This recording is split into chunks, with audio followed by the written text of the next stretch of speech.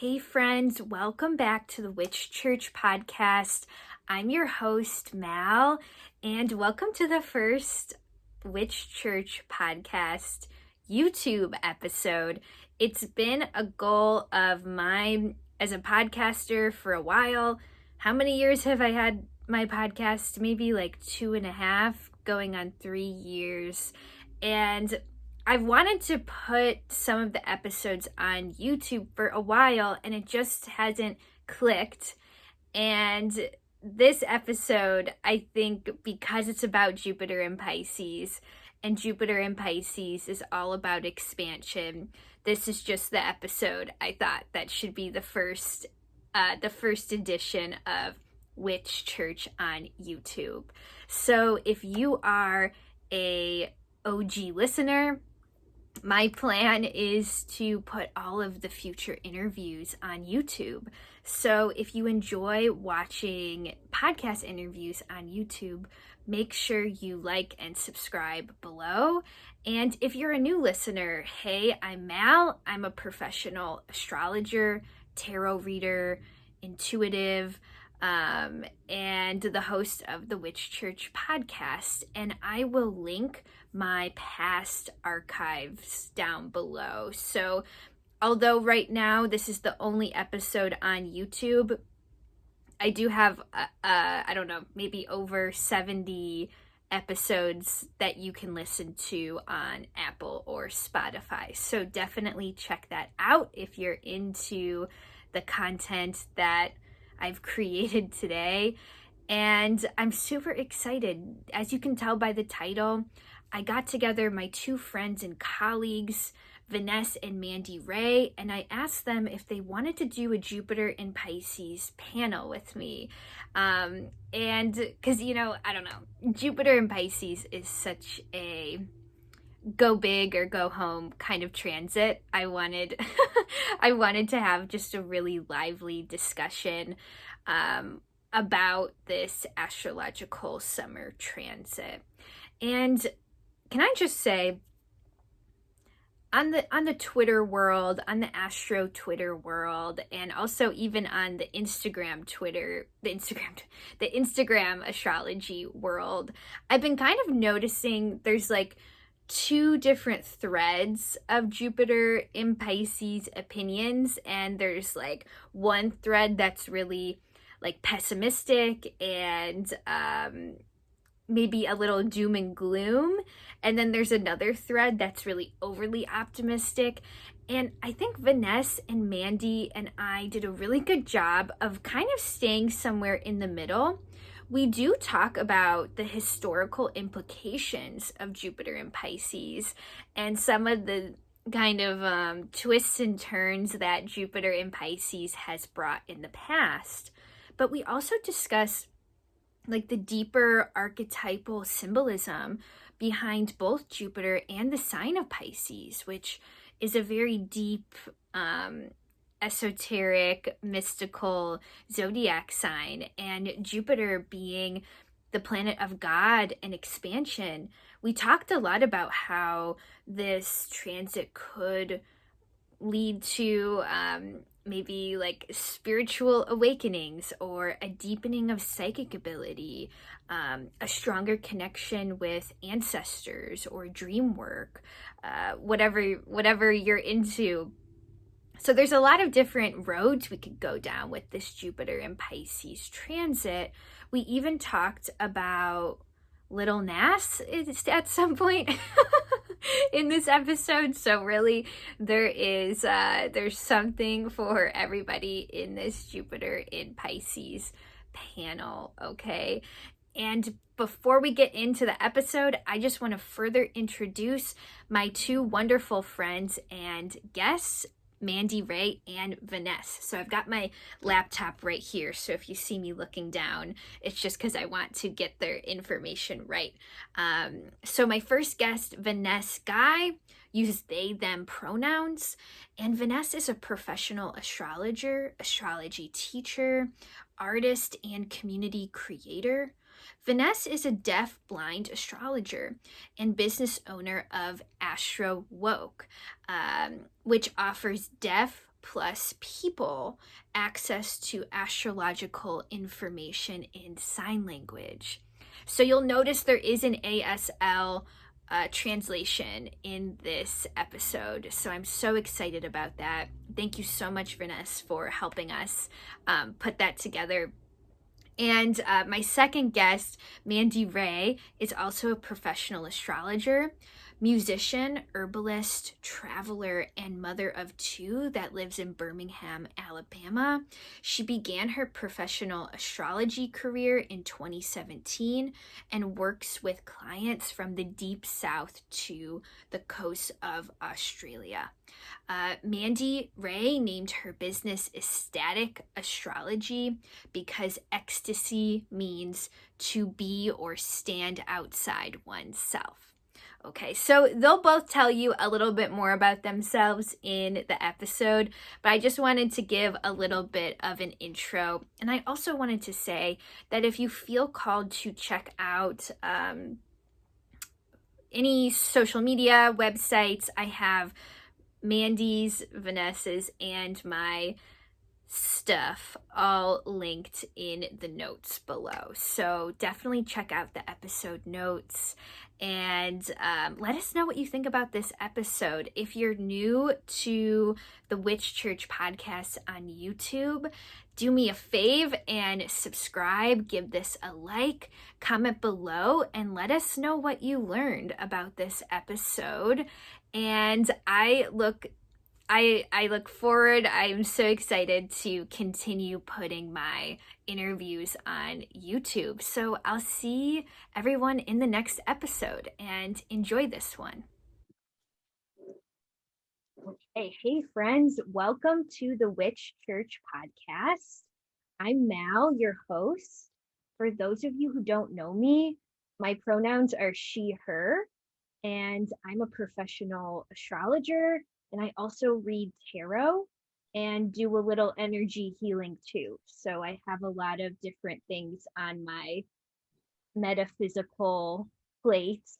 And I'm here with my two friends, Mandy Ray and Vanessa. And today we're going to be talking about Jupiter in Pisces. And we're really going to dig into this really exciting transit. But first, I want to have the opportunity for both Mandy and Vanessa to introduce themselves. So, Mandy, if you want to go first, and then we'll jump over to Vanessa. All right. Hey, my name is Mandy Ray. I live in Birmingham, Alabama. I am an astrologer and a musician and a mom. Mom sometimes takes precedence over the others. I love what I'm doing right now, and I'm just fortunate to be doing it. And my business name is Ecstatic Astrology, and I like to say that because it does make me ecstatic. It makes me very excited. So I'm very happy to be here. Thank you for having me, Mel. Oh, I'm glad to have you. Yes, I'm really honored to be here. I'm really honored to be involved with this podcast. I think it's going to be a great time. First of all, my name is Vanessa Guy, and I am an astrologer. I'm a deaf astrologer, a business owner of Astrological, which provides services to the deaf community, astrology classes. I live in New York City. And other than that, I'm really excited to be joining this and sharing insights with all of you. And I have two interpreters with me who will be speaking for me. So I'd like to go ahead and introduce these interpreters. Hi, I'm Els.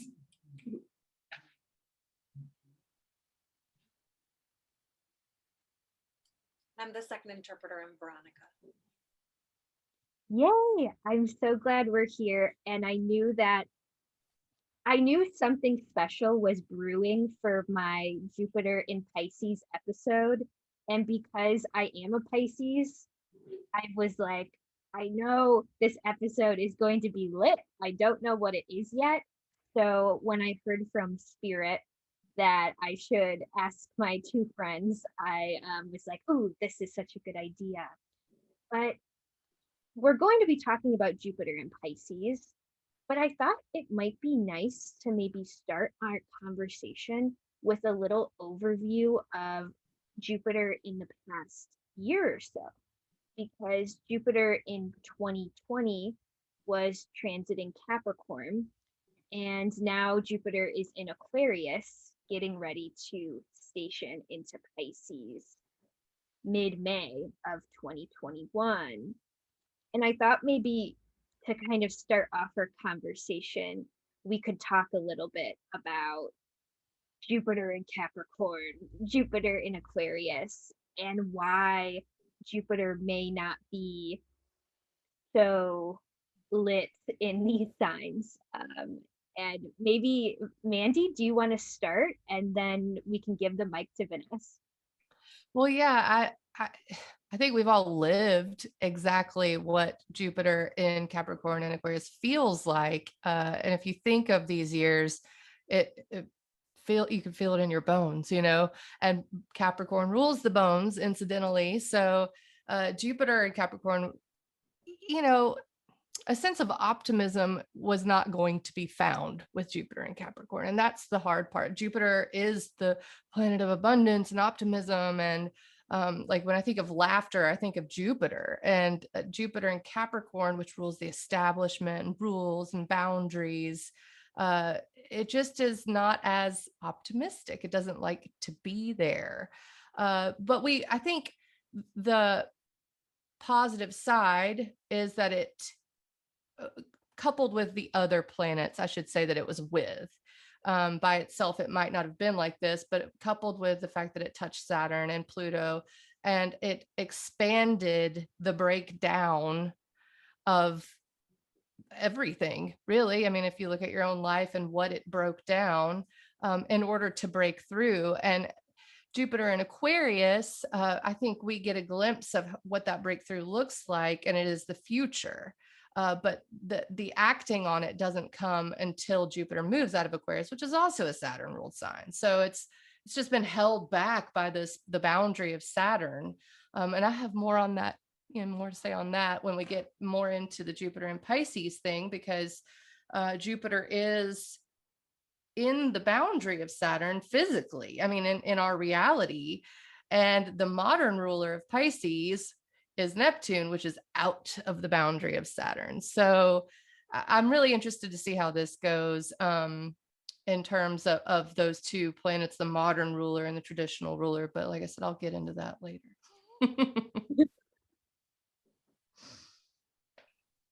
Totally. That's such a good point. Vanessa, do you use the modern or traditional rulers? Yeah, that's a good question.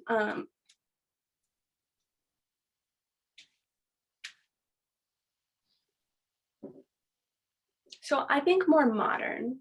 I'm still on the fence. I haven't completely committed to one or the other, but I do see the merits of both sides. I really like the idea of the traditional rulership. For example, Jupiter in Pisces is in its rulership. So, I do, hold on one moment.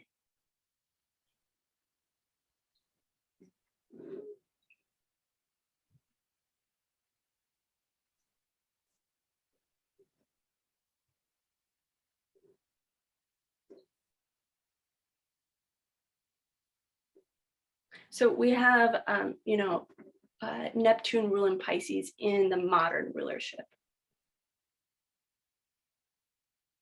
While we also have Jupiter ruling Sagittarius in traditional rulership. So it's interesting to see these different perspectives.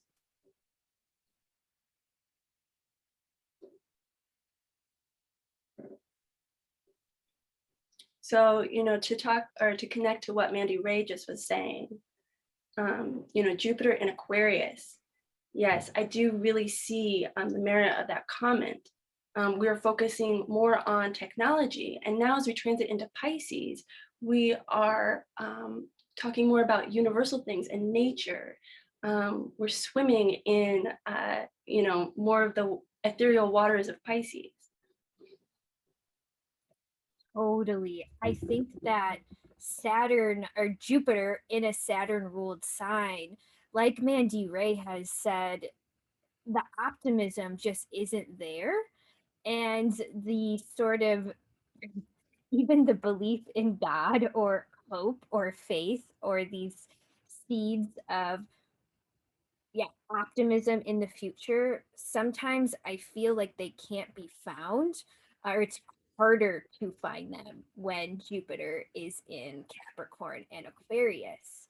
So it'll be quite a shift depending on your rulership rules, depending on whether or not you believe Jupiter to be ruled, or sorry, whether or not you believe Pisces to be ruled by Jupiter or Neptune. Either way, I think we can all agree, both the modern and the traditional astrologers can all agree this is a shift, you know? Absolutely. Yes, yes, absolutely. And when COVID hit last year, that was a point where we started to realize that we need to find our community.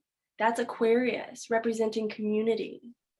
So we needed to connect with people through technology and stay home, and we couldn't connect with family and friends in person. So often, what happened with people, they started to get depressed. And that energy is transitioning into the Piscean energy. People are, talking about their dreams and their ideas, and their ideals, their goals. As we transition into Pisces, we're realizing some of those dreams are not coming true. So we're finding our real beliefs, and this is very representative of Pisces. I so agree with that. The finding your true beliefs right now. I mean, especially with all of the breakdown and a lot of the plans people had made. I know people who plan things years in advance, like we're going to go to this country in 2 years and things like that. Jupiter ruling travel as well. We can bring that in, and how that was just wiped off the plate, no more of that right now. But especially people who liked to travel, people who liked to plan in advance, that was just taken away. And so then you have, oh no, what do I do now? What do I believe in? What do I even like about my house? What do I even like about staying home? What I don't like that wall. Why is that wall purple? Whatever. And you notice things more. And I could see how with Saturn being the ruler of the signs that Jupiter's been in, how the plans that people want to make and can't make makes it so frustrating, because actually Saturn likes to plan and build, but it's just not possible right now. So, maybe that's indicative of other, planets and things like Pluto being there in Capricorn. It's just like, nope, we're going to show you your true self now. You don't get to make plans for the future. You get to live right now. And who are you right now? And so the rebirth that I think is going to happen with Jupiter and Pisces is it's definitely spiritual context, right? So you're not going to have I don't think it's going to be party time, although I think it's going to feel a lot better. I think it's going to be a deeper optimism. I really believe this now, my convictions coming out, and the plans that people made. Maybe people will live more in the now after all of this, maybe that's what Jupiter and Pisces, your intuition takes hold and you can live more presently right now. So that's just sort of what I think about how it's flowing into Pisces. It's coming from this place of breakdown and not being able to, the rules being so oppressive, and now it's like, maybe we're opening back up. That's definitely happening in certain areas of the world. Certain areas are not opening back up and they shouldn't be. And I'm not even commenting on whether we should or shouldn't be now anyway, because Pisces does rule viruses. So let's just keep that in mind.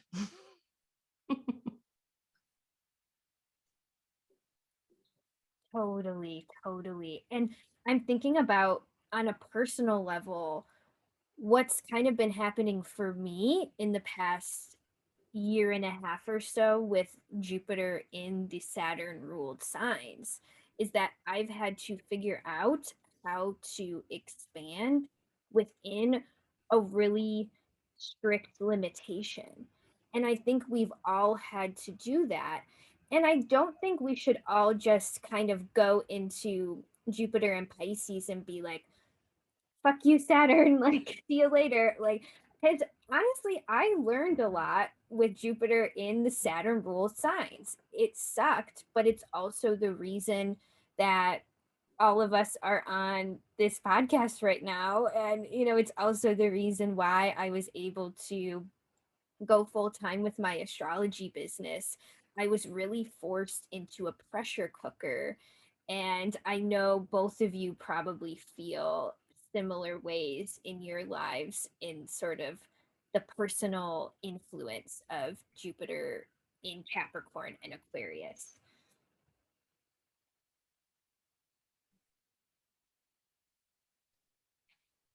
Yeah. Yeah. Like you said, with Capricorn's ruled by Saturn. And last year we had Saturn in Capricorn, and it was one of the most tough experiences for me because was actually my Saturn return. And so that was happening simultaneously with Jupiter in Aquarius. And that applies to the community. It made us realize as a community that we need to take responsibility, and how we can change the community, and how we can benefit ourselves. So that spiritual energy is about to start, and yes, we are talking about starting our astrology businesses and everything. So it's a really good start for this transit, to move into the energy of Jupiter and Pisces. So I love it. I love it. And something that and maybe this is an okay place to bring this in, that I wanted to mention about the Neptune Jupiter difference is Jupiter, like what you were saying, Mallory, about learning a lot. And that's what Jupiter is about. It's about learning and knowledge and the things we know. But Jupiter in Pisces it's a little more receptive, especially if you're looking at Jupiter as the ruler of Pisces. Jupiter in Sagittarius, which it also rules, is I'm trying to get nouns that are not gendered. So let me say penetrative, action oriented. That's what Jupiter and Saturn wants to be. Jupiter in Pisces is more about letting your knowledge evolve and more about being open to new things and not being so maybe, even though Sagittarius isn't fixed, but it seems to be more sure of itself. Whereas Jupiter in Pisces is more about learning as you go, maybe, or having things that you can't deny being put in your face, even though you think that's more, I think, of what of Jupiter in Pisces as its ruler. It's just something I was thinking about, the difference in how Jupiter learns in Sagittarius versus Pisces. Totally, totally. And I'm thinking that I was looking at some of our collected notes about the history of Jupiter in Pisces. And I'm thinking that there's some really like beautiful spiritual shifts that the world kind of experienced during this time. And I think that's really what Jupiter in Pisces is all about. No matter who you believe rules Pisces, at the end of the day, there's something about spiritual expansion and intuitive knowledge coming easier to us. And I think that's for me, that's really the meaning of Pisces and what Pisces, the meaning of Pisces, what it gets at, about becoming closer to God in a weird way. I know Mhm. some people don't like the word God. Maybe they prefer the word universe or Source, the energy, source, whatever you want to call it. energy, mother nature. Yeah, whatever you want to call it. But at the end of the day, I think there is something about Jupiter in Pisces in both the past Mm-hmm. and the future. It's bringing us closer to God, source, mother nature, etc., etc. Yeah, it's I wrote down some notes because I read, and I think it was Crane was the astrologer's last name. He wrote something that really popped out at me, and he said Jupiter in Sagittarius is more ideological and righteous. So the idea of God, right? Or maybe the King James version of God or whatever. And then Pisces is more inclined toward changing perceptions, which you would equate with spiritual revolutions and people getting messages from that God instead of reading it in a book, reading it in the Bible or, the Vedas or whatever manly text that you're human text that you're reading, versus I got this message directly from source. And that's what Jupiter in Pisces seems more like. Yes, absolutely. I want to add to that. Pisces has that almost pros and cons for it, where it does have the relations with God and religions and how energies and communication is coming from the source or gods. But oftentimes people think that you're strange, or there's an illusion, or there's something wrong with this person who's becoming in tune with this. They're in an illusion, or they're imaginary, or they're in denials. There's sometimes that sentiment that's there as well. That's such a good point. And I think we could go as far as to loosely predict. This is a loose prediction that I think all three of us would probably agree on, that there is some sense of, yes, optimism, yes, celebration, but also there's some delusion coming for us this summer, especially with the reopening process, the arguments with the vaccines, all of that kind of stuff. I think it does not matter what you believe when it comes to some of these political issues. I think there's something about Jupiter and Pisces that is like, I have the glasses of my truth and I'm wearing them. And that's how I'm going to go about this. And, you know, Mm-hmm, mm-hmm.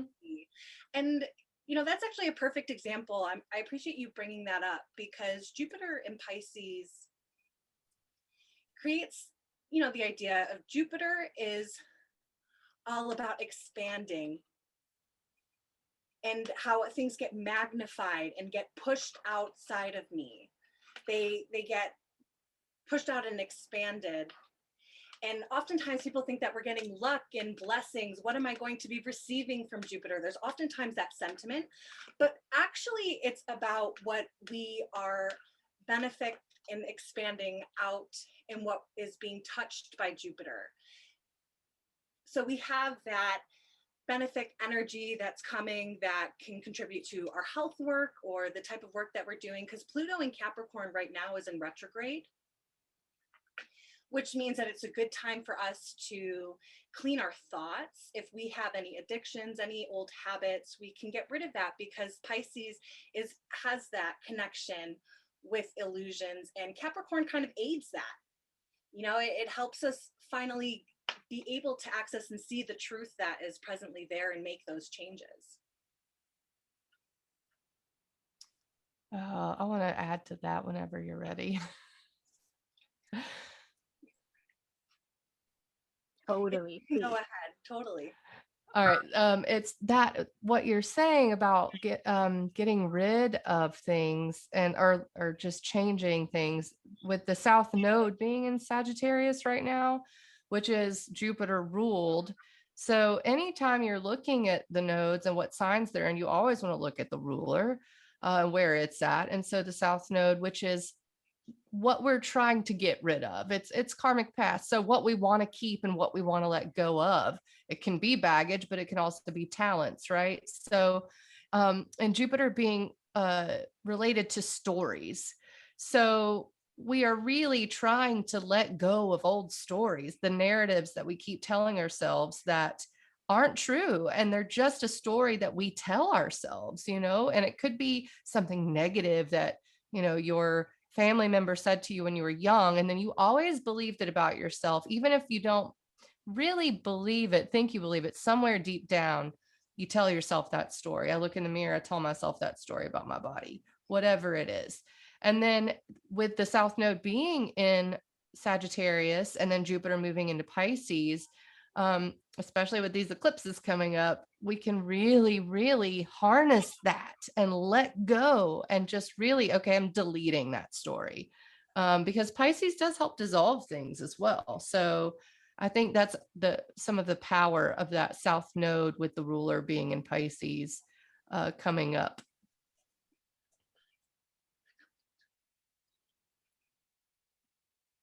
Yeah, absolutely. We have quite the karmic summer ahead of us.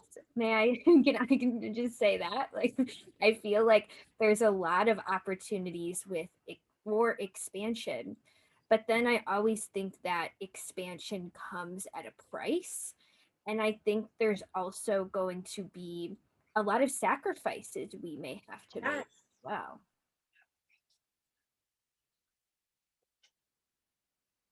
I totally agree with that. I mean, especially with Pisces being disillusionment too. You think something's so great. That's the rose colored glasses thing. It's like, oh, this looks awesome. The summer is like, we're going to be hanging out on the beach with all of our friends. And then, the winter comes back around and that illusion gets ripped right away whenever Jupiter retrogrades back into Aquarius. And that's something too that we are going to have Jupiter in Pisces for mid-May through end of July, May 14th through, what is it, July 30th or something like that. And it really is interesting that Jupiter is flying through Pisces. So it's not going to be there very long. So once it is there this summer, we really need to sort of savor it, because it doesn't go back into Pisces until December. And when it does that, it's only there for like 3 or 4 months. So we don't have a whole long time of Jupiter in Pisces.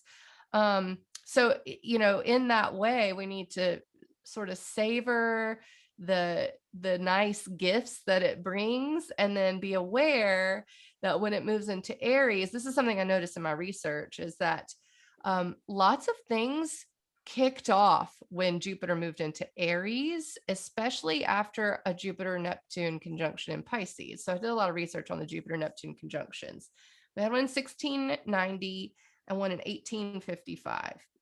It's like every 166 years or something that Jupiter and Neptune conjoin in Pisces. And I wanted to really look at that because of the rulership argument, and just, okay, well, what happens when you bring a modern and a traditional ruler together like that, and these cycles being so big? I mean, Neptune's a big orbit. And what I found is, I think a lot of the things that happened when Jupiter moved into Aries after those were actually formed in the Jupiter in Pisces moments. So for instance, there were a lot of kings deposed both times, or like just people shifting power. That wouldn't have happened without the things being done in the Jupiter and Pisces moment. Maybe people having these aha moments, like, why do they deserve the power? Why do big movements as well? A lot of slavery things kicked off around that time. There was 1855. As soon as Jupiter left Pisces and moved into Aries, was bleeding Kansas, which was when Kansas was trying to still have slavery, and they were really trying to hold off these people who wanted to abolish slavery. And so what we had was a very bloody, sort of small kind of war skirmish. It wasn't like a war, but they called it bleeding Kansas. And that was like the moment Jupiter moved into Aries. And so all of these issues get brought up with Jupiter and Pisces. People get these messages, what's right, what's wrong. Well, in my heart, I know that this isn't right. So you get the abolitionist movement and people wanting to abolish that. And then you get people who fight back after, it leaves Pisces. So I think that's something to keep in mind, that, like, I'm looking way in the future, that, Jupiter moving into Aries may not be super easy. It's a Mars ruled sign. So while Jupiter's in Pisces, I don't know, I guess, I don't know what I'm trying to say, but to be very in tune, and aware of your surroundings, because people can be trying to pull the wool over your eyes.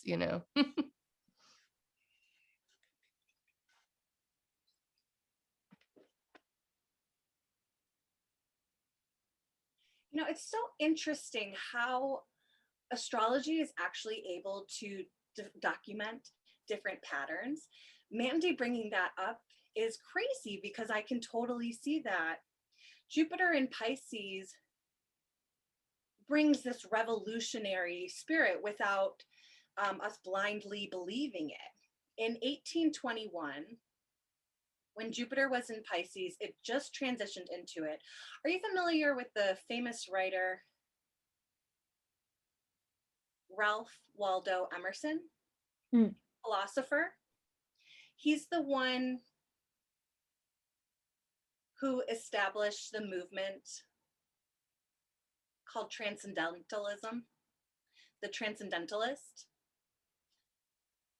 Yeah. Oh my gosh. And that had all the American philosophers and literature writers, all the different people, like there were presidents involved, John Adams, Thomas Jefferson.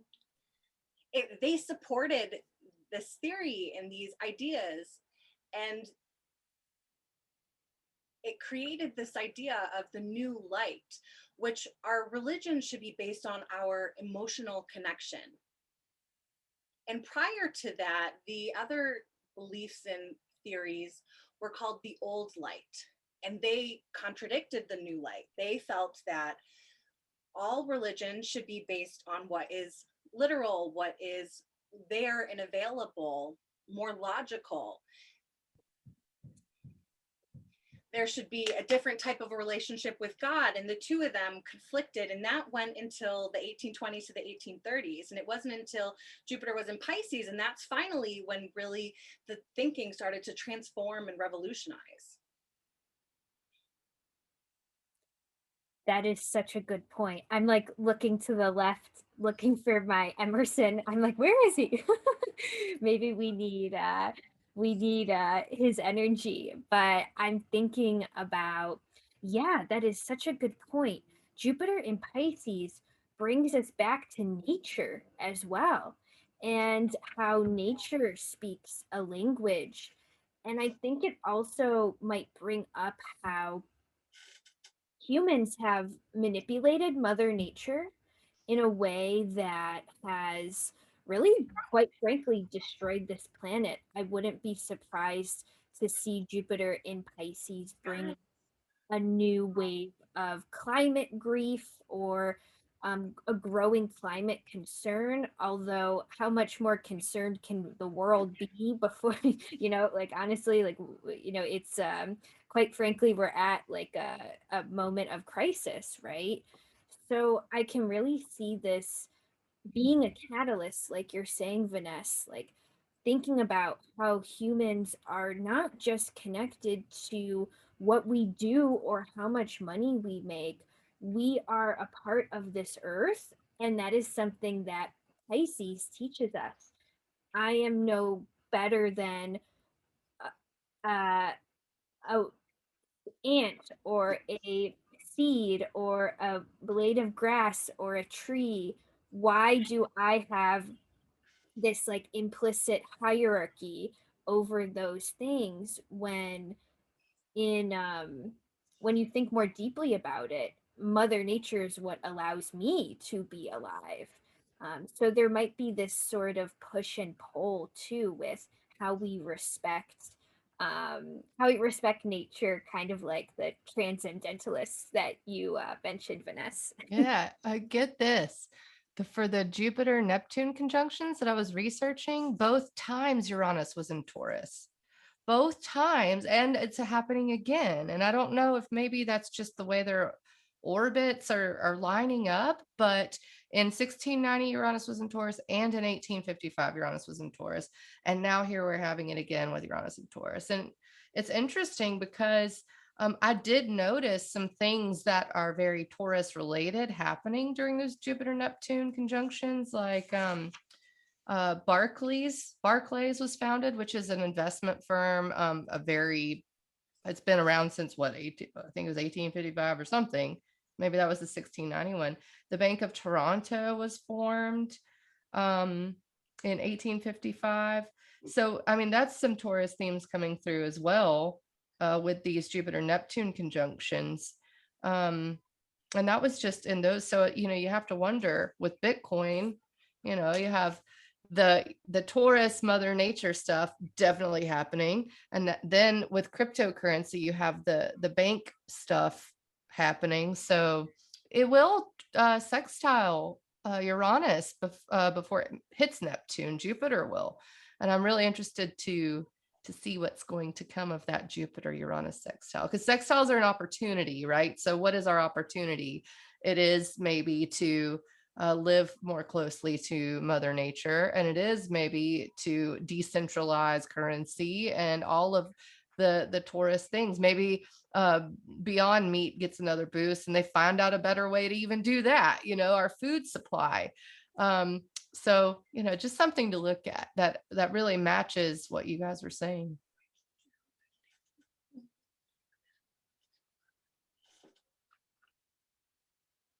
Yes, and I want to add something that's supportive of what you were just saying, Mandy, is that the climate change in California, or actually Mallory was saying about climate change, I just find it all so amazing because there's such an alignment happening.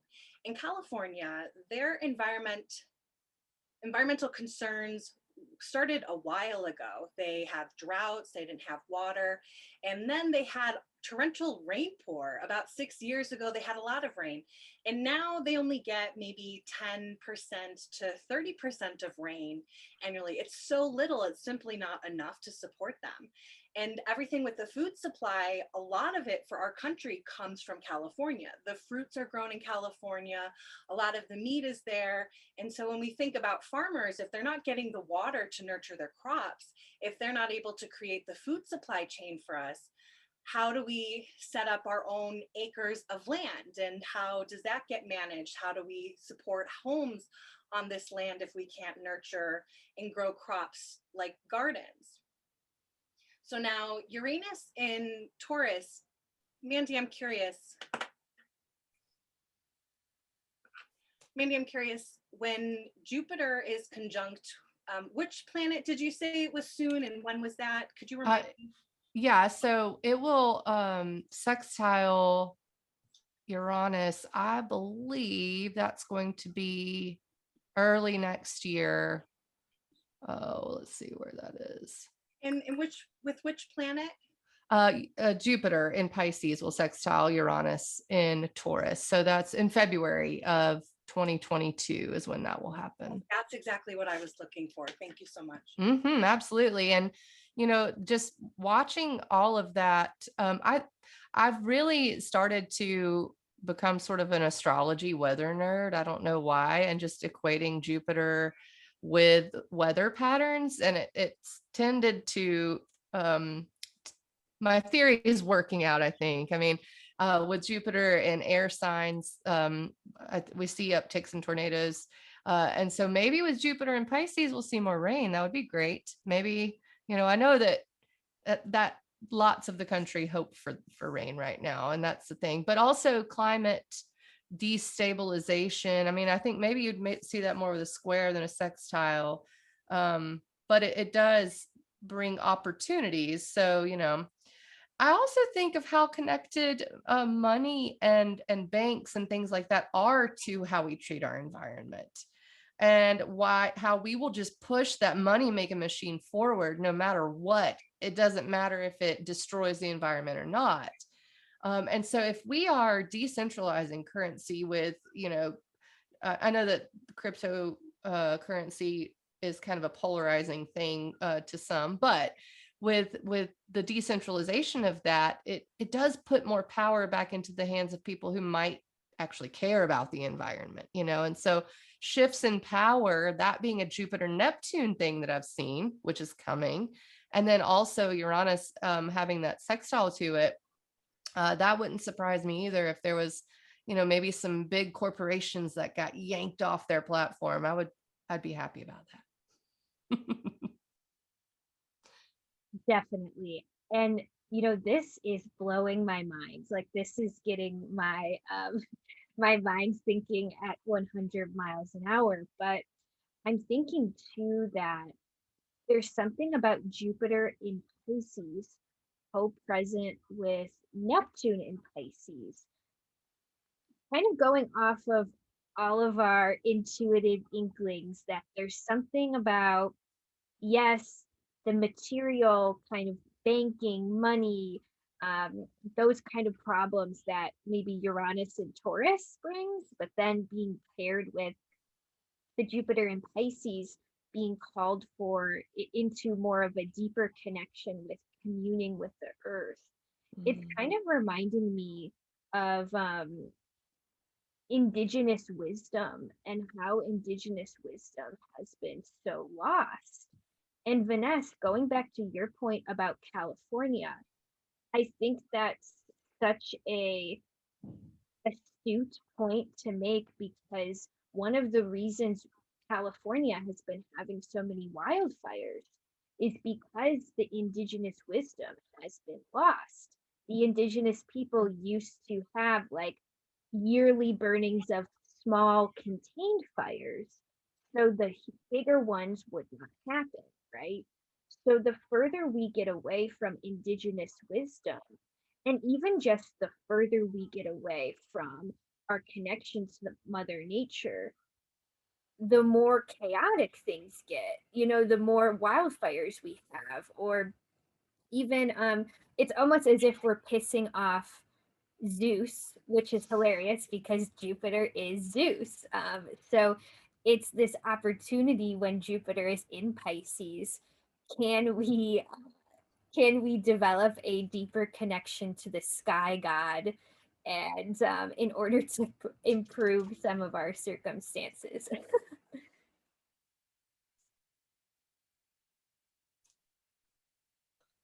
I totally agree. I mean, I looking at I was looking at the last Jupiter through Pisces, which was 2010. Where's my notes? I was furiously writing notes on this because it was just so fascinating. But I found that I believe Uranus was co-present in 2010. If it was not that, it was the 1998 one. Don't quote me on it. One of the two was co-present, and we had lots of earthquakes even though it was in Pisces. And I was like, wow, there's your thing right there, so it makes sense with Jupiter being natural law and nature, and then being in Pisces, which is way more connected to the all, to the everything, and then it's sextiling that Uranus, what you're saying. And, like, I'll keep bringing up the Jupiter Neptune research I did, but there were actual indigenous uprisings at both of those. And I believe it was Montreal was sacked in 1690. I mean, obviously they were just brand new colonies, but I think it was the Iroquois completely sacked Montreal in the Jupiter Neptune conjunction.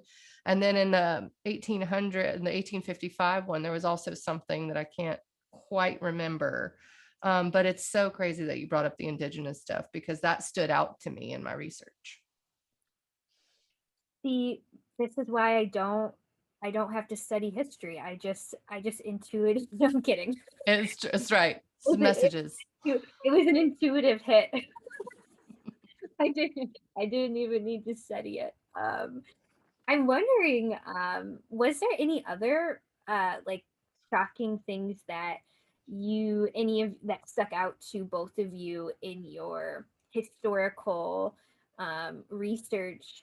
I know we're talking a lot about like weather patterns, and I'm guessing we should have kind of a pretty interesting summer with that. But yeah, anything else like that maybe has to do with more religion or spirituality, or really anything else that felt exciting in like a historical context? Yeah, That at the 1691, the Jupiter-Neptune conjunction in Pisces, that was the Protestant Catholic Wars in England. And they were really, I mean, that was, I think, like when you think of that, that's the Protestant Catholic Wars. There was a king that was deposed because he was Catholic, and then they installed the Protestant. So some things like that. I'm also looking, at least for the future, at QAnon stuff, cult stuff. I haven't quite gotten that far in my research for the Jupiter Neptune conjunction, but my theory is that if it's going to increase delusion, that we may have some of this, people being so deluded that we lose them. I don't know. Did you have anything, Vanessa?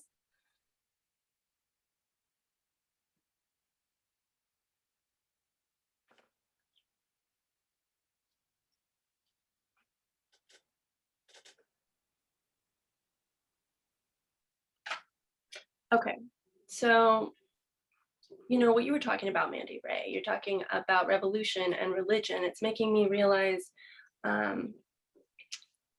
that we're talking about a chaotic energy when Jupiter's in Pisces. There tends to be this chaos.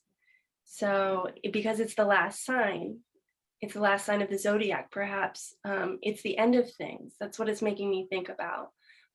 For example, let's see here. I want to comment about, Pisces is about the universe. It's about universal law. It includes language and how we communicate spiritually and how we connect with each other with our eye contact and our body language, and with the way we are attuned. Attuned telepathy. And attuned with telepathy. And so one example with religion, with Hindu philosophy, hold on just a sec here. So we're talking about 1785. There was a writer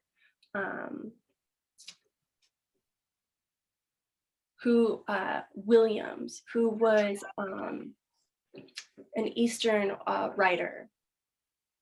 Sir Charles Wilkins. And we're talking about the Bhagavad Gita. So this is a very popular book in India and in the Hindu religion. And they decided to translate this book to English so that the European population could have access to it. And this really changed the idea that was happening there. And when George Washington, hold on one moment here. The revolution was led by the changing of ideas. Thank you.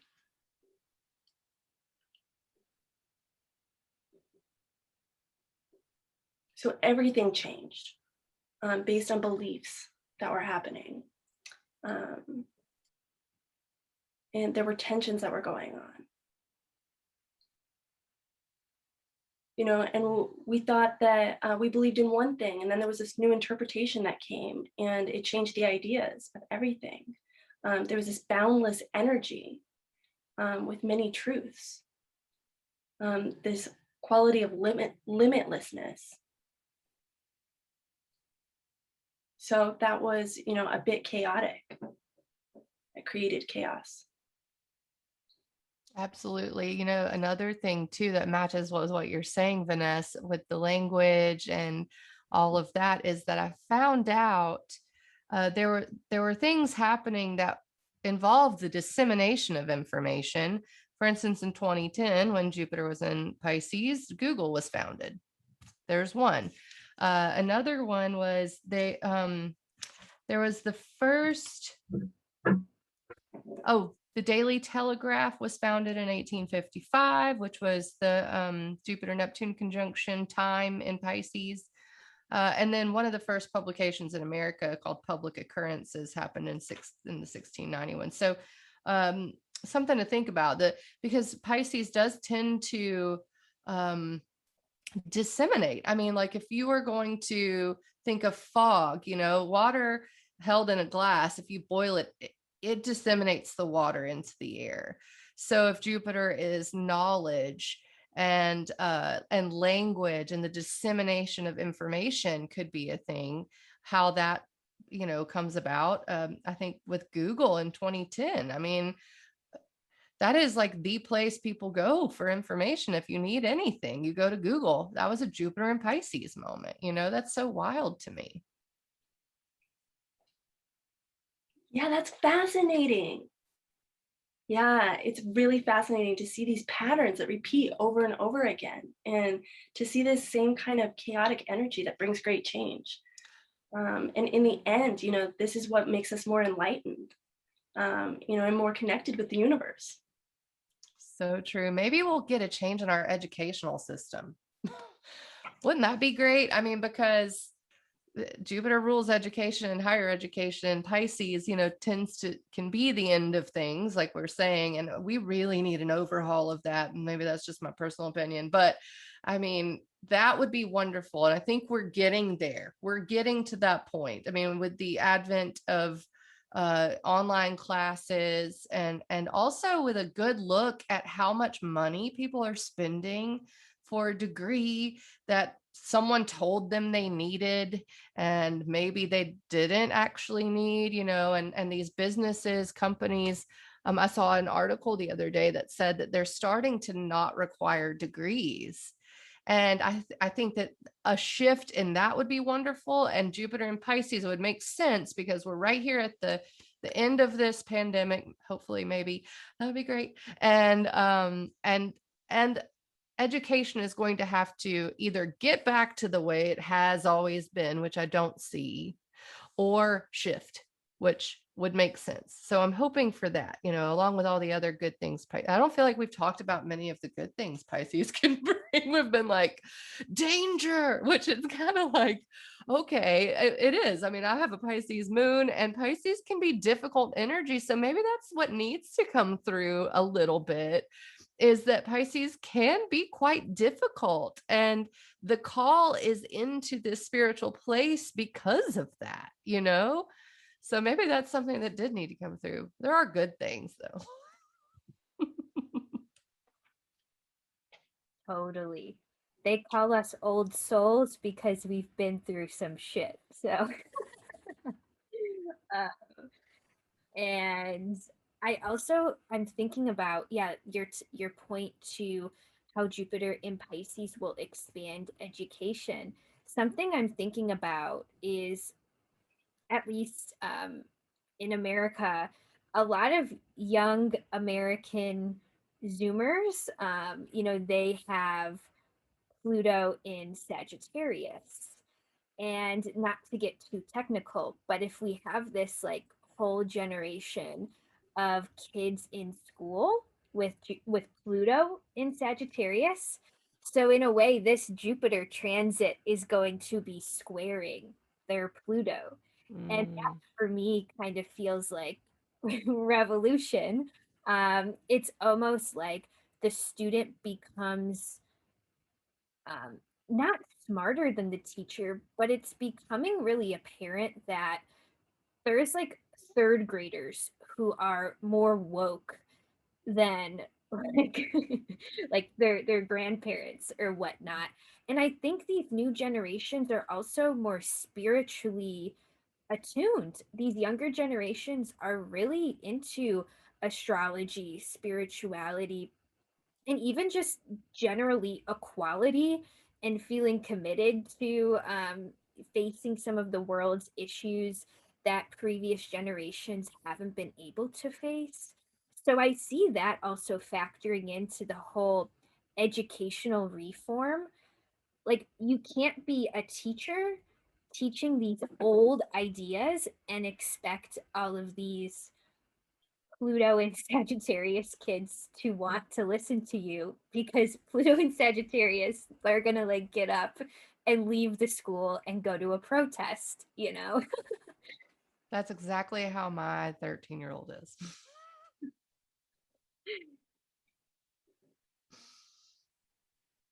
Totally. Okay, yeah, and I wanted to add something. One perfect example. Do you know that artist Leela's ex, Linus X? Oh, I think So so. Little Nas X. Oh, Yes. Do you know that song? The name, Call Me by Your Name. Call Me by Your Name. Yes. Yeah. Yeah. Is that right? Okay. that's right. I love that you're bringing this up. Yeah. Yeah. Okay. So his Pluto's in Sag, and I studied his actual birth chart. And so I saw that he has Pluto in Sagittarius and is making music about, about protest and about revolution, and supporting these kinds of ideas is really perfect for Pluto and Sagittarius, and being associated with the devil as well. Totally. And now I'm thinking of the music video that Little Nas X made, which had such an uproar with him, sliding down the stripper pole into hell and basically having sex with the devil. Um, you know what I'm thinking about? Yeah, exactly. You know what I'm thinking about that though? Um, I'm thinking about going back to your point, Vanessa, about how Jupiter in Pisces really expands our view of God and spirituality. And what Little Nas was doing was not necessarily satanic. He was more making commentary on how, Christian ideology has shamed him for his queerness. Exactly, about his queer identity, to coming out, as a queer person. Exactly. And there's something about Jupiter in Pisces, um, and this is kind of blunt, but there's something about Jupiter in Pisces that's like, God is queer, or like God is gay, or like something like there's something about free love, or just kind of not living by these puritanical rules that unfortunately are still so present, at least in American society in 2021. So I think that's going to be exciting to see the cultural shifts as well surrounding them. Absolutely. Absolutely, exactly, you're on it. I hope so too.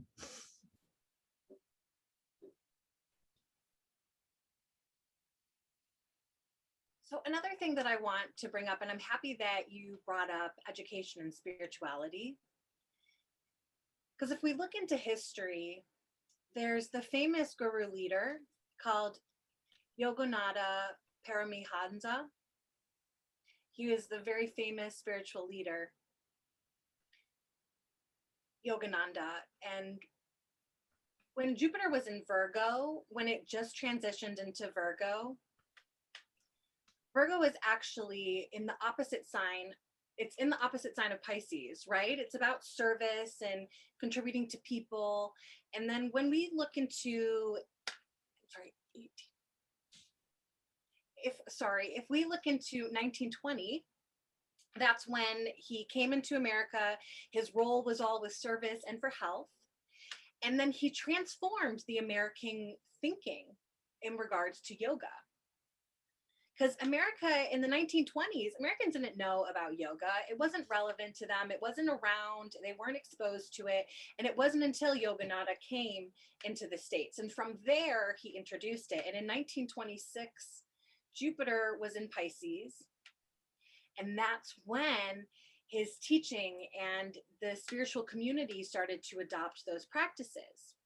And Yogananda was able to set up an organization called Self-Realization. Oh, let me look it up.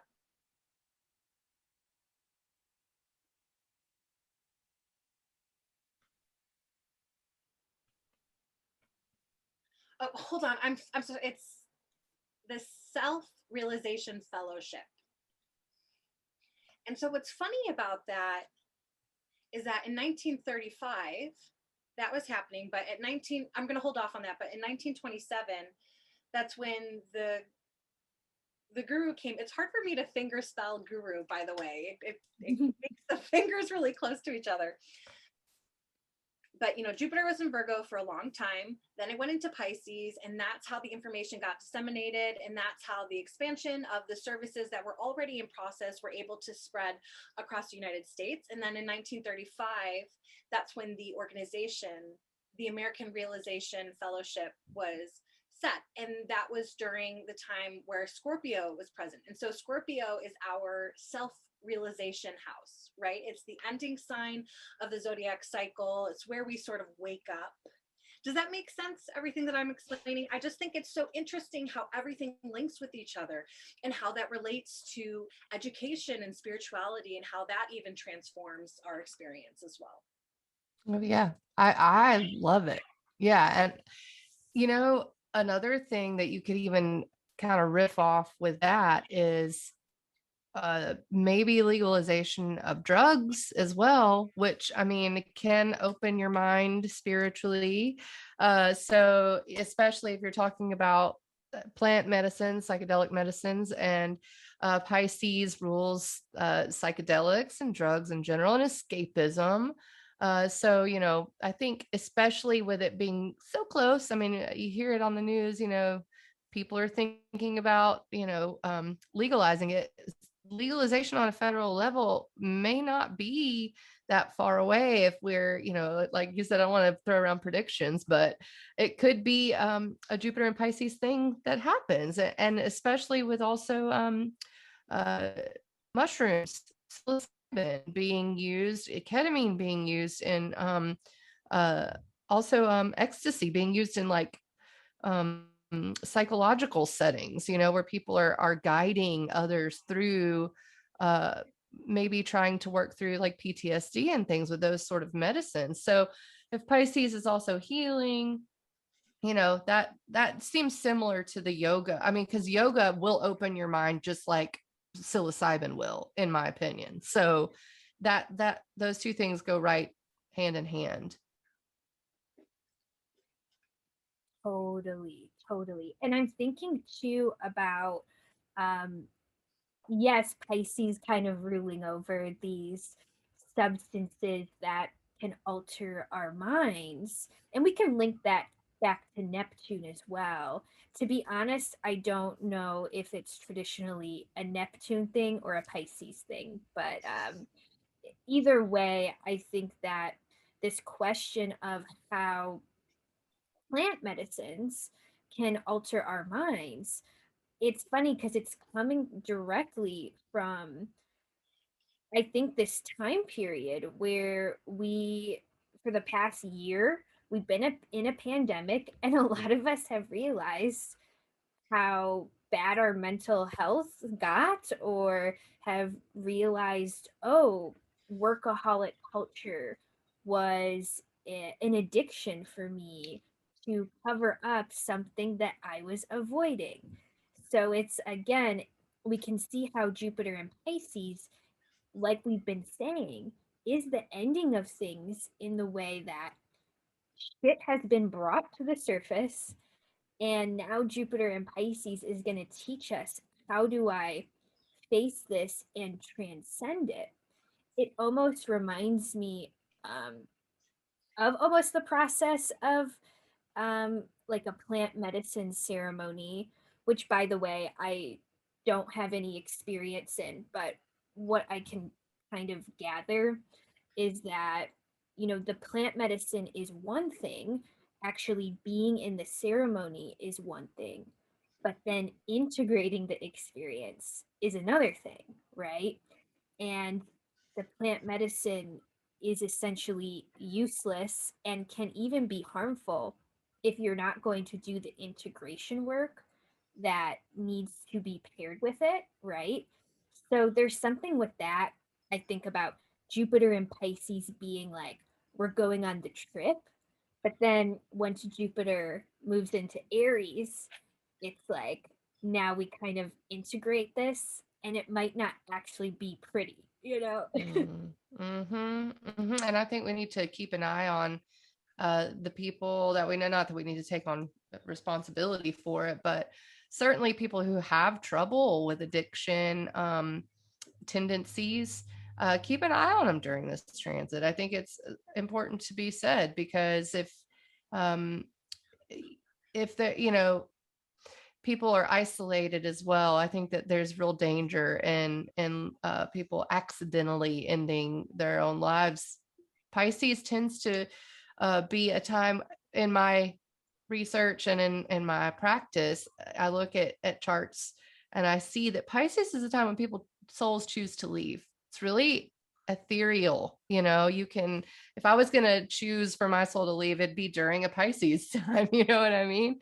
So, I mean, in framing it up that way, it's just important to, especially after the last few years that we've had, to really support each other. And maybe that's the Jupiter and Aquarius coming out, to really, lock into the people that you can count on, that support you, and the people that you support before this transit, because I think some people will barely be hanging on, and whether that be that they're letting go into a cult, or letting go into this drug, or letting go into they run away to the ashram. It doesn't matter where they're running away to, maybe being a grounding force, especially if you have a lot of earth in your chart, you may be called on during this time.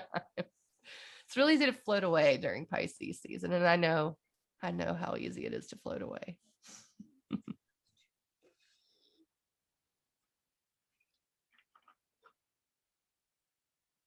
Absolutely. Yeah. I almost feel called to ask both of you on an individual level how you are, if you're planning on using this energy, or if you're already noticing a shift in your own life. It could be positive, or it could maybe be, I don't know if there's a challenge being presented as well. I know I personally have already kind of felt Jupiter and Pisces coming for me, and maybe this would help the listeners kind of connect on more of an individual level with both of you, and hearing your stories kind of be like, oh yeah, like that's kind of happening for me too. So uh maybe Mandy, do you want to start, and then we'll go to Vanessa? Sure. Yes, I plan on using it. Yes, I'm also scared of it. Both. It's going into my ninth house, where my moon is. And so and this is the way I framed it up for even clients, is that it's going to really give us a preview of what's possible, at least this summer. So, the May through July transit is only the first couple of degrees of Pisces. So unless you have a planet right there, or at the early degrees of maybe mutable signs or whatever, I think it really will be nice to use it during that time. Venus will be in Cancer in June. So that trine with Jupiter and Venus, I don't know exactly what I'm going to do. I have a feeling it's going to be just putting myself out more, and using it that way, but also inspiration. Inspiration has been super hard to come by. I don't know why. I'm a musician. I'm an astrologer. I, do all the creative things. I paint all of it. And it's been super, super hard to come by. So I'm really looking forward to it for that reason. But in terms of it, like perhaps confusing me more, maybe, or feeling a little disillusioned by something with my moon, emotions, that's something I'm sort of bracing for, because it's not just that. I've had Neptune on my moon, and I have Scorpio and Cancer in my chart prominent. So water, just having more of it is like, okay, I can handle this. I'm going to channel it into the creative part. I'm going to channel it. But yeah, inspiration for sure.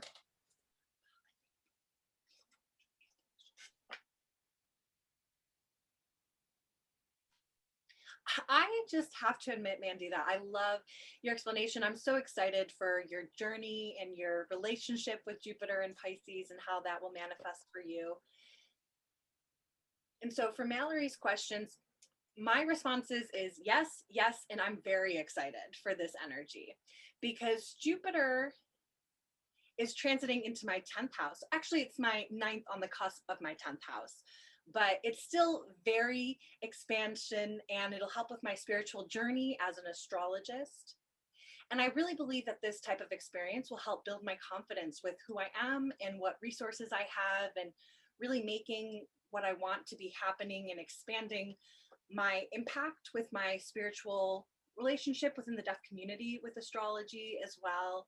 I think that's pretty much what I am looking forward to. That's so beautiful. I feel like we all are really going to be using this transit for astrological expansion in our own careers as well. And it's funny, we have three astrologers here who all are going to mention astrology, but I'm also about to mention astrology with this transit because Jupiter in Pisces is also going to be in my ninth house. And I am going to yeah, I'm going to be studying with a new teacher starting this summer. And I feel more committed than ever to this path in a lot of ways. And I really do have Jupiter in Capricorn and Jupiter in Aquarius to thank for that in a weird way.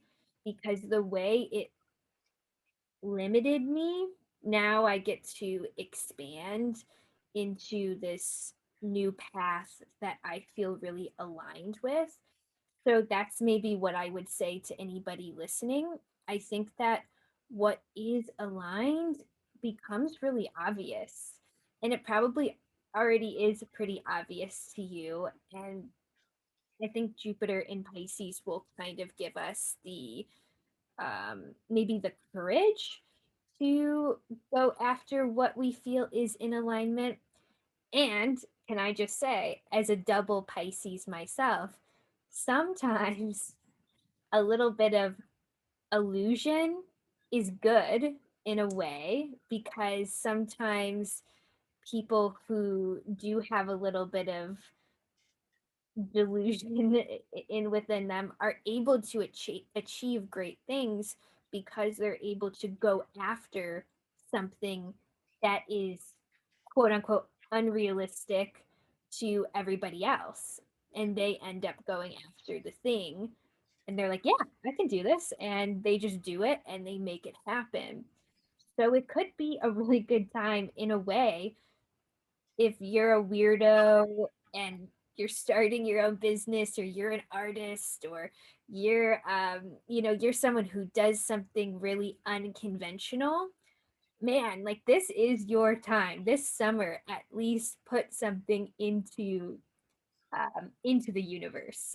I don't know if you both agree, or if Yeah, I mean, I think that's why kings ended up getting deposed right after, is because someone had the delusion that they could get the king off the throne, and then they did, and that's why. But absolutely, with that, I keep thinking that this summer is definitely the most inspiring moment, I think, of the transit, because when Jupiter retrogrades back into Aquarius, I think we can go back in and tweak our goals and tweak our community and tweak our networking, because it is a redo, so you get to see the preview of next year very briefly this summer, and then you get to go work on how you're going to do it.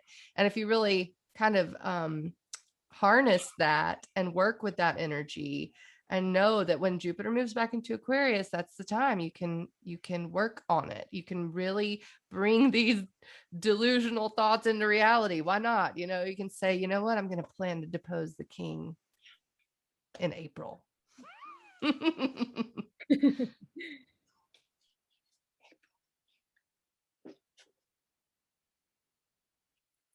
Absolutely.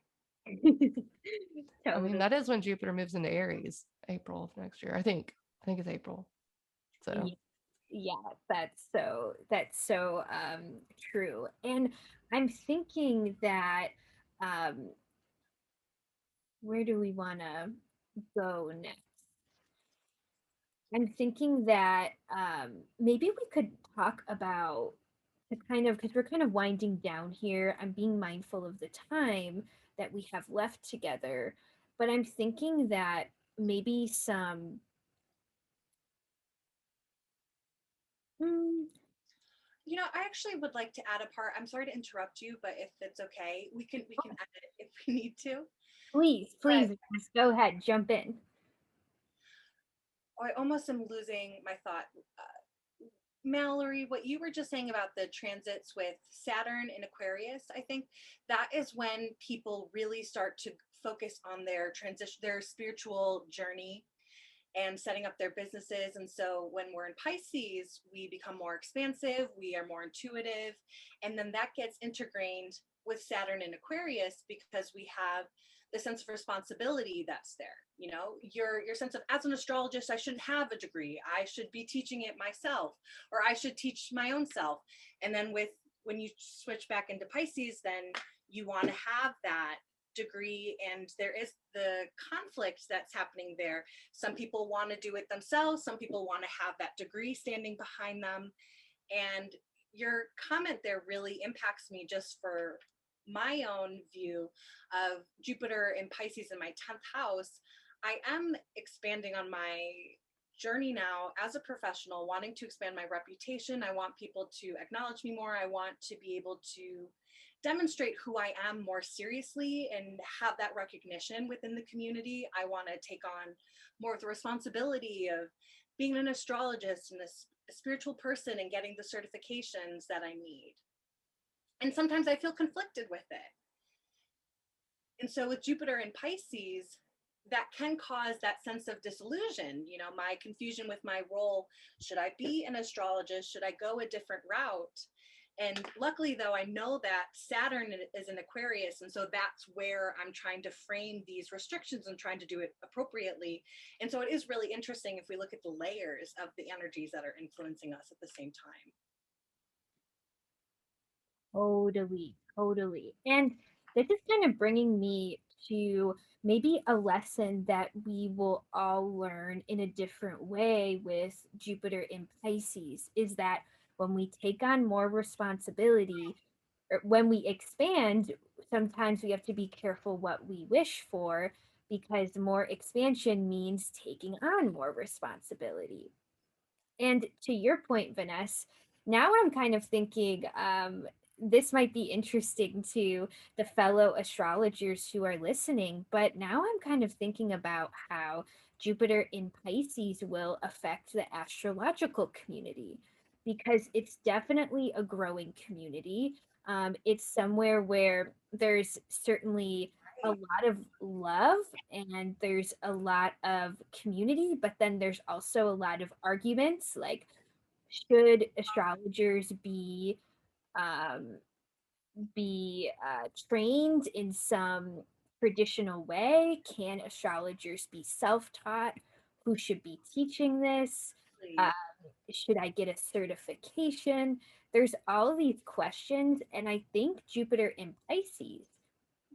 being the planet of the law, like, there is going to be maybe something even in our own communities. I don't know what you both think about that, but there could be some ethical, moral discussion going on with who is allowed to be an astrologer and who is allowed to make astrology content, yeah.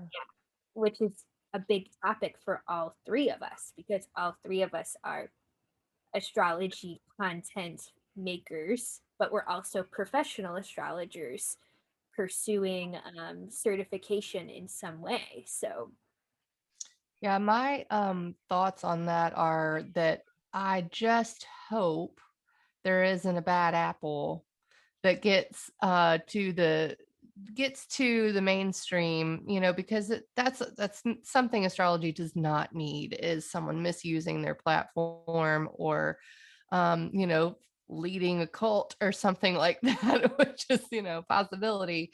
And I looking at the transits coming up, with Saturn still being in Aquarius, Saturn being the taskmaster and Aquarius ruling astrology, there is definitely that connotation. And then, we have the Mars Venus conjunction coming up as well in Leo, which will oppose that Saturn, maybe not exactly during the conjunction, but it is something to think about. People getting a large ego in this business, and it feeding the egos of maybe the wrong people or something like that. And I could definitely see that being the case as it expands that Piscean fog and illusion, and someone maybe looking so wonderful and then being the guru that leads them over the cliff, and that's not the cool thing. So maybe we'll avoid that somehow because Saturn's in Aquarius. Or there will be a reckoning. It's hard to say, but I can see where you'd say that.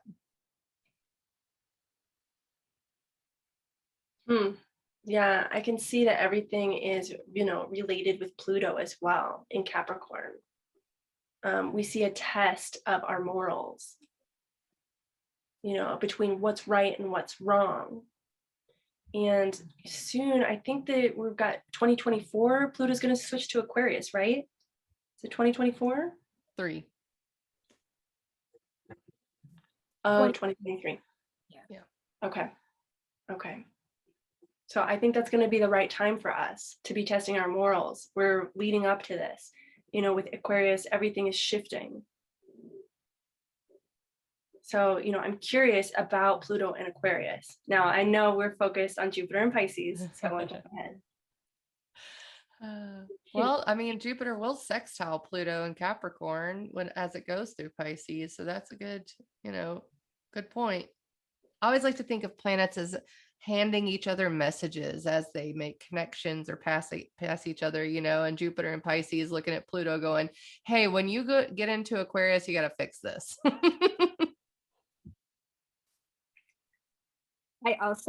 I like the idea of let's just put it in the calendar now. We'll do another panel for Pluto in Aquarius.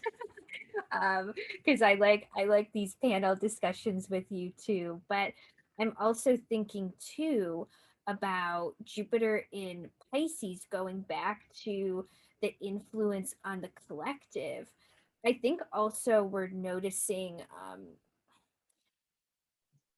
almost like a new age phenomenon, kind of like something that would have happened in the 1960s or 70s.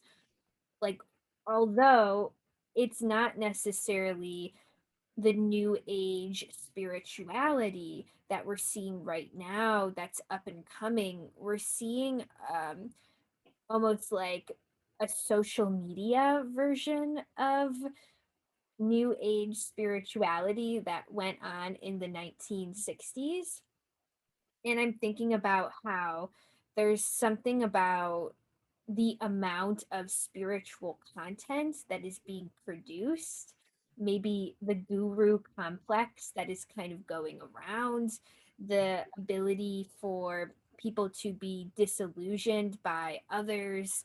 And I think it would be a really great time this summer if you are interested in spirituality or astrology to really check in with your gut, when it comes to who you're following, whose content you are consuming, even my own, even Mandy's, even Vanessa's. Like, I'm not putting myself on a pedestal by saying this. Like, maybe it's time to kind of check in if there's going to be maybe a shift into even more mass produced spiritual social media content. Yeah, really checking in with what energy you're allowing into your space.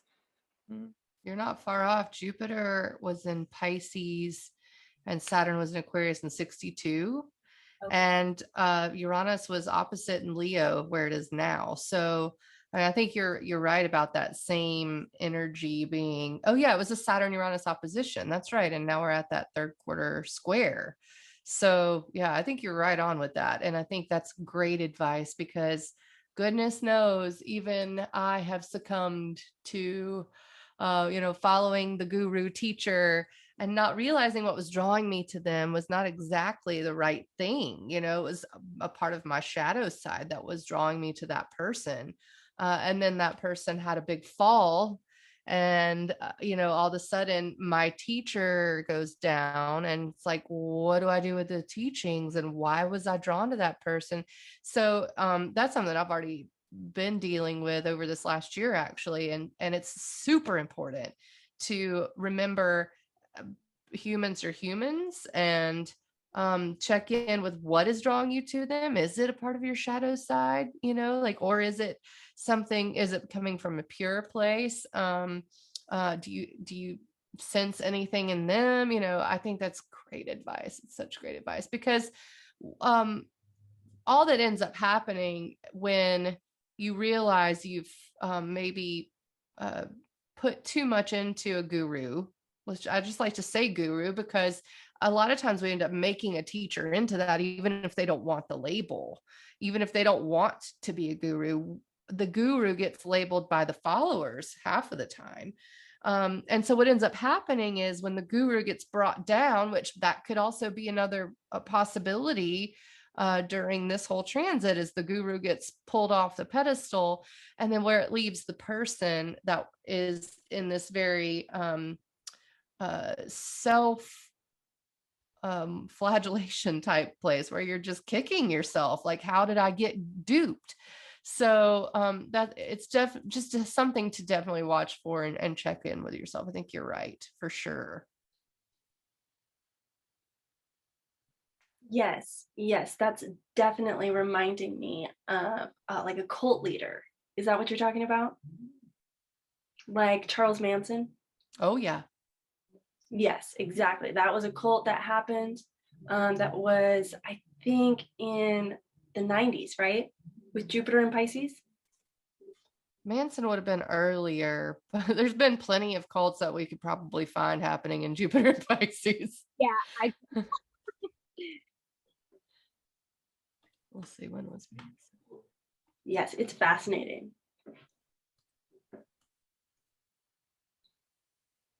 60s. So that would have been probably 62 when Jupiter was in Pisces. So that would make sense. Wow, yes, that's what I'm talking about. Wow. yeah.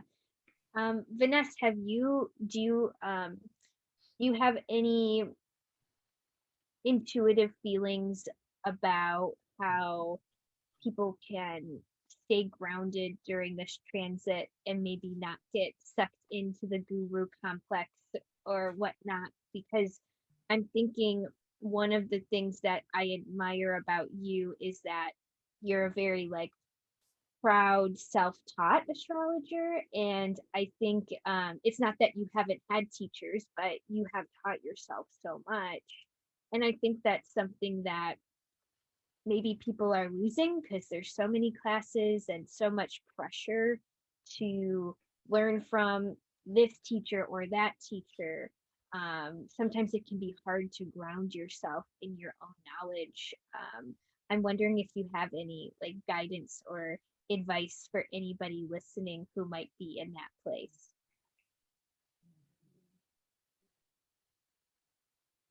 Yeah, so during Jupiter and Pisces in this upcoming transit, obviously it's going to be testing our intuition. So we need to have a good relationship with our intuition. And, I do teach students astrology. And it's not just a one-way transaction. This is a mutual benefit. We're teaching each other, and I'm improving my teaching style, my system. And I'm increasing my intuition as well as I connect with the group and the community. So the point really is that obviously with Pisces, we have to follow our intuition. This is the challenge that we have. The flood of emotions and, caring for that. So I think it's a good time to be near water, to plan to go to the beach during the summer, go to a lake. Summer is going to be a really good time for us to connect with water. So that's the advice that I have, and to stick to our intuition. That's such a good point. And I feel like that might actually be the perfect ending point because, I mean, it's Jupiter in Pisces. We might as well end on an intuitive note and leave the audience with that to think about because I'm sure that many of us, including myself, who works as an intuitive, is always reckoning with what is intuition, what is anxiety, and I plan that. I'm assuming that Jupiter and Pisces will also have something to do with that question as well. So it's a perfect ending point. Thank you both so much for joining me today. I could not have done it without you. I needed your historical knowledge, and I am not a dates kind of person, and both you are much better at history than I am. So I really appreciate your knowledge. Thank you so much for having me, Mallory. And thank you, Vanessa. This has been wonderful. Yeah, absolutely. Thank you for having me and including me in this group. It's been really fun, and I've enjoyed it with a lot of great insights. And I've learned a lot. I've enjoyed it so much. Awesome. And we'll be back. Mandy and Vanessa will be back for the Pluto in the Pluto in Aquarius panel. Yeah. Or maybe even earlier if we have another outer planet shift before then. We'll have them back, and we'll have to make a tradition out of doing a panel before every outer planet shift because I love it. I like our energy together.